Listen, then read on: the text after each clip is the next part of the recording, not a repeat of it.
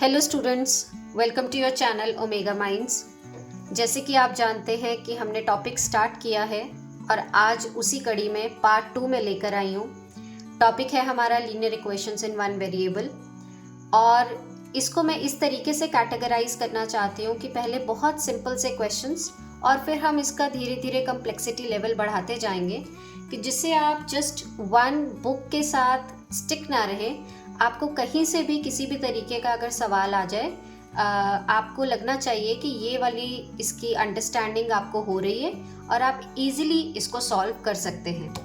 तो अभी के लिए जो मैंने आपका क्वेश्चन लिया है इट इज़ फ्रॉम NCERT और वो है एक्सरसाइज 2.1 का क्वेश्चन नंबर 6।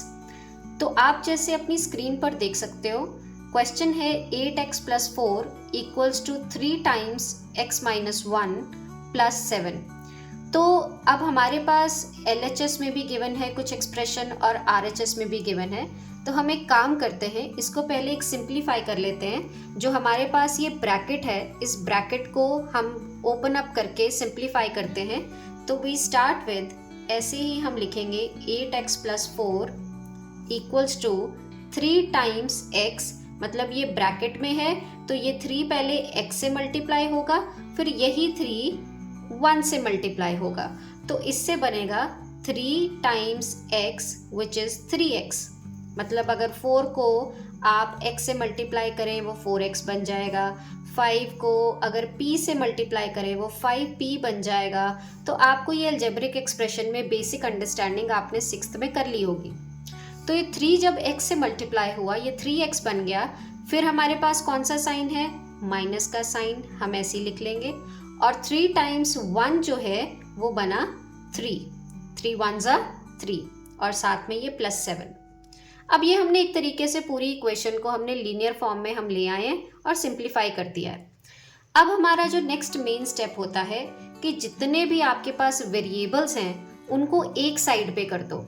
तो या तो आप उनको सबको LHS में ले जाओ या सबको RHS में ले जाओ।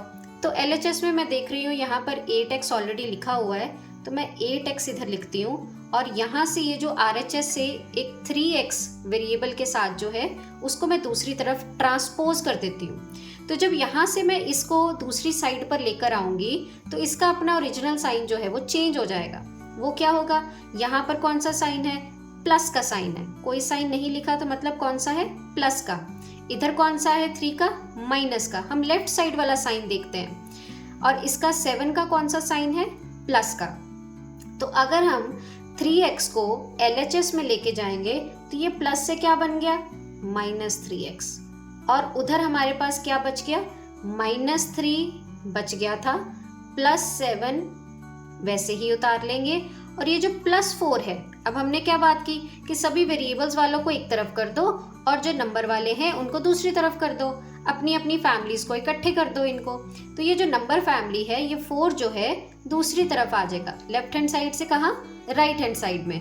तो ये जो +4 है उधर आके क्या बन जाएगा? गेस करो जल्दी। करेक्ट, -4। ठीक है।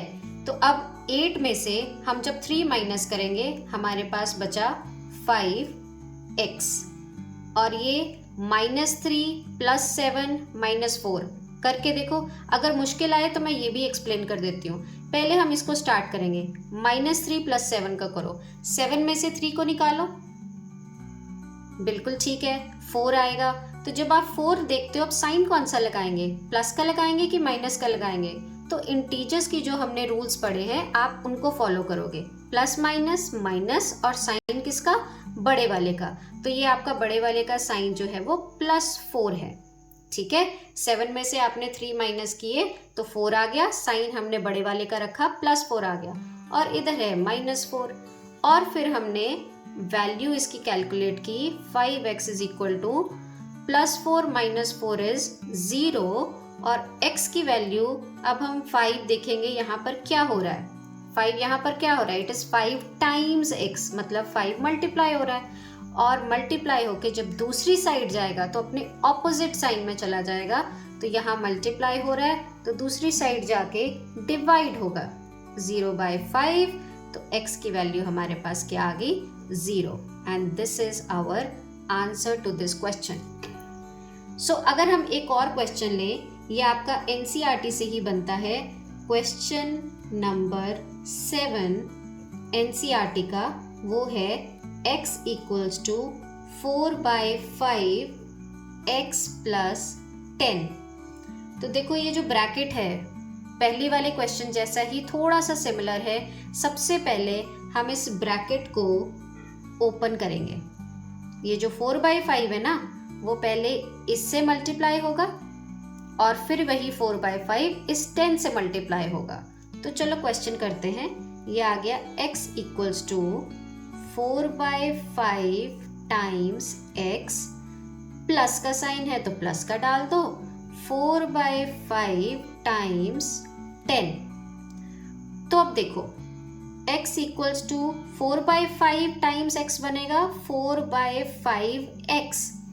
और ये क्या इसको सिंप्लीफाई कर सकते हैं? बिल्कुल, अगर कर सकते हैं तो जल्दी से कर दो। 5 2 ज़ा 10 और 4 2 ज़ा 8। आई होप यहाँ पे प्रॉब्लम नहीं आई होगी। लेकिन अब हमारी पहले हमने कैसे डिस्कस किया था कि हम वेरिएबल वाली फैमिली को इकट्ठे कर देंगे और नंबर्स को हम एक तरफ छोड़ देंगे। तो अब इसमें भी वेरिएबल है, इसमें भी वेरिएबल है, तो अब हम इन दोनों को इकट्ठे कर देते हैं। x यहाँ पर कौन सा साइन है? कोई नहीं दिया हुआ, तो मतलब इसका प्लस साइन है। उस तरफ दूसरी तरफ आएगा LHS में, तो इसका ऑपोजिट साइन -4/5 हो जाएगा। x इक्वल्स टू यहाँ पे क्या रह गया? 8। अब बच्चे जो अक्सर गलती करते हैं वो ये क्या करते हैं, वो इसको सीधा सीधा सा ऐसे मान लेते हैं, 1 कुछ नहीं दिया हुआ, 1 में से 4x निकाल देते हैं और -3x आंसर लिख देते हैं। ये गलती हमने कभी भी नहीं करनी है। जब भी आप देख रहे हो एक आपके पास सिंपल एक नंबर दिया है या वेरिएबल दिया है और एक अगर फ्रैक्शन में दिया है, तो हम इसको कॉमन डिनोमिनेटर के अंडर लेकर आएंगे। तो इसके लिए क्या करेंगे, फटाफट एलसीएम निकाल लेंगे, जो कि हमारा आएगा 5, क्योंकि इसके नीचे क्या होगा 1 और 1 5 ज़ा 5। 1 के टेबल में 5 कहाँ पर आता है? 1 5 ज़ा 5, तो उस 5 को हम x से मल्टीप्लाई कर देंगे, 5 टाइम्स x। और 5 1 ज़ा 5 है, उस 1 को हम 4 से मल्टीप्लाई कर देंगे, वो बन जाएगा 4x इक्वल्स टू 8। अब हमारा आंसर आएगा 5x में से 4x माइनस करेंगे तो बनेगा 1x/5 equals to 1x/5 equals to 8। और ये बना x इक्वल्स टू 8 टाइम्स 5, जो कि हमारा आंसर आया 40। आई होप आपको समझ आ गया हो। Thank you so much.